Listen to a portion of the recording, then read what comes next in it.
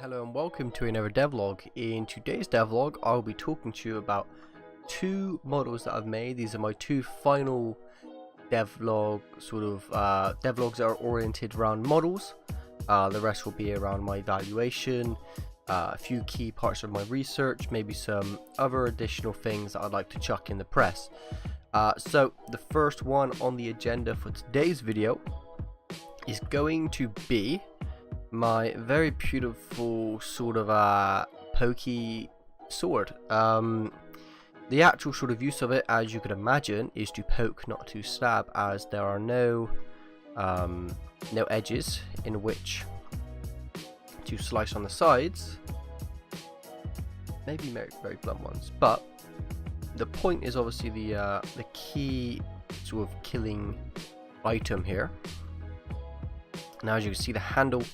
One of the first guards I've done like this, which was surprisingly sort of hard to get a nice sort of arch that I liked.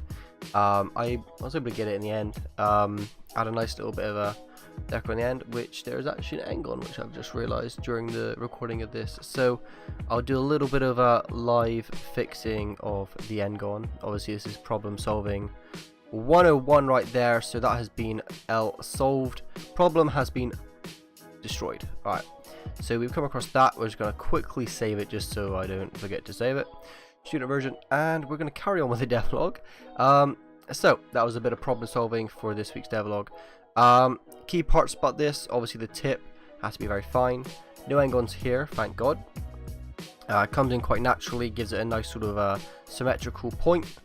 The handle on the other side, I've sort of gone for a less symmetrical but more realistic wooden. Did a bit of a crook wobble sort of thing, whatever you want to call it, and that is basically that. A little bit of an ornament, sort of the joint piece of the weapon, so this is sort of where it goes.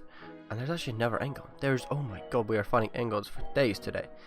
So I'll quickly do a little half point there and connect that one up with that one, and it is the same on this side. So there we go, quickly getting rid of some end guns. Not the hardest bit of work, make sure it's all nice and cleared up. Quickly double check and save that. So there's a bit of problem solving live on camera for you, but that is sort of what I've done with this one. I'm very sort of happy with how it actually came out. Hop quickly into the Unreal Engine and I can show off what this item looks like with the high def cinematic square of awesomeness. So as you can quite clearly see, it is fully textured, fully UV'd, and quite simply very beautiful, in my eyes anyway. Beauty is in the eye of the beholder, obviously. So this is quite frankly one of my best that I've done. I'm very happy with it. It came out surprisingly well. I was expecting sort of the point of it to be very sort of weird and mangled, but I was able to fix up the UVs. Nice curvature, nice polish, nice shine to it. All round a very well-rounded sword. I'm going to call it a sword. It's not really a sword, it's more like a pike. I'm going to call it a sword just for the fact of ease. So this was very nice to create. It gave a really good sort of really good look to it. It sort of fitted the theme very well. Industry standard. I mean, I would like to think this was industry standard. It took me long enough to be industry standard. Maybe a normal map on the wood, so a slightly better normal map.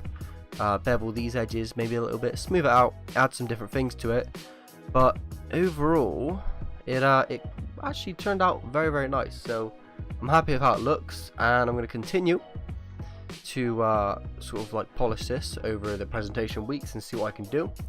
I recently sort of used this unpin preview thing as well, which allows me to constantly see where it's angled, so when I'm lining up for these devlogs I don't have to like click off, click back on, click back off. So that's very helpful. Now I'm going to move over onto the second one. This is going to be hopefully 2 in 1. I don't want to go over 10 minutes because I don't want to bore people. Something I'm trying to improve upon is not being boring in my devlogs. But for this one, this is the axe, and you see all the end guns have been clearly eliminated, definitely on this one. Now, a very sort of blocky head. Now the reason for this was I wanted to create almost like if you find like a tile or like a slab in the rocks or like in the forest, you usually don't find a handmade axe to be perfectly curved and perfectly edged. It's usually quite blocky with a point at the end. So this is what I was going for. The obvious wooden handle. Now the wooden handle, I didn't want it to be a perfect size. Once again, I wanted to follow along the lines of you get and you make what you can get. So it is sort of, sorry, you make with what you get. So you can't always find the perfect stick. So I found something that potentially you would find is quite a thick looking stick, but it's going to be strong enough for you to hold the item, but then not too thick where you won't be able to fit your hands around it. There's a little bit of a trim on the wood here, something that maybe you could engrave if you're ever creating this out in the back in the medieval times. You'd sort of grave out a little bit instead of putting rope, just in case you didn't have any. You'd grave it just so it had that little bit of sturdiness to it. And obviously this is just slotted through the middle, so what you usually do is cut a hole, sort of like chip away a hole, slide it through, and then that would be it. And then you sort of squeeze it back down, squeeze it together, and it'll be perfectly fine. The UV for it, I believe, is very crisp and clean. Very nice looking heads, everything as it should be. UV nice and evenly spaced apart, everything looking good. Gonna hop into the engine, and for this devlog I'm actually going to show you how this setup works. It's very, very simple. You click on this object, go to the right hand side here, you change the static mesh to the other static mesh, and this is where a lot of problems came in with scaling. As you can see, scaling that, then I actually had to make it a lot bigger because it was very, very small. I would angle it the way I wanted it to be, as such, which maybe put a bit of a turn onto it, spin it around this way. Yeah, there you go, a bit of a turn like that. And this is where the camera tool really comes into play, because I'm actually looking, my eyes are looking at this part here, which is the camera actor.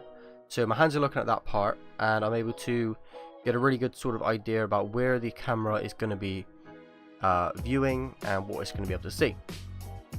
So I turned off all these sort of like grid enable rotate things, just so I can get a nice clean slider across, center it, and now I have to add the actual like sort of UV textures onto them. So I'll just slap the stick on there, slap the blade on there, and there you go. As simple as that. When it gets into the engine, we'll go have a quick look, and that rock texture for the wood looks very varnished. That's one thing. I wanted to maybe make it look a bit rougher like I did on the stone pickaxe. That's something that I definitely want to do. Now the axe itself, the axe head, I don't think I could have done it better.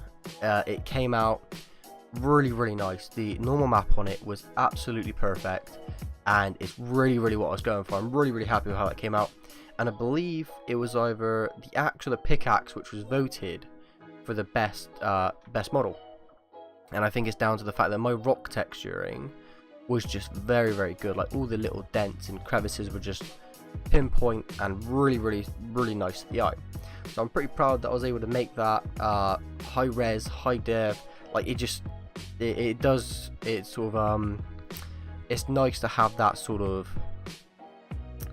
look on something and be a bit proud of it as well. So if I quickly switch back to the stone pickaxe, you'll be able to see the same thing in what I mean about the rock formation on it. So this was without no normal maps, very flat, very basic. This is not as good as my axe. So if you just keep a quick eye on sort of the actual stone, like it's slapped on there, right? This one looks like it's engraved on there, and that's the big thing about normal maps, something that I'm really working upon. I quickly add the wooden texture back on there, but it's something that I'll be really working on recently, and hopefully going up to higher education I'll learn a lot more about normal maps and things like that. But thank you for watching this devlog. In the next one I will talk about a few other things. I believe it's my evaluation, so I want to say thank you for watching, and I will see you in the next one.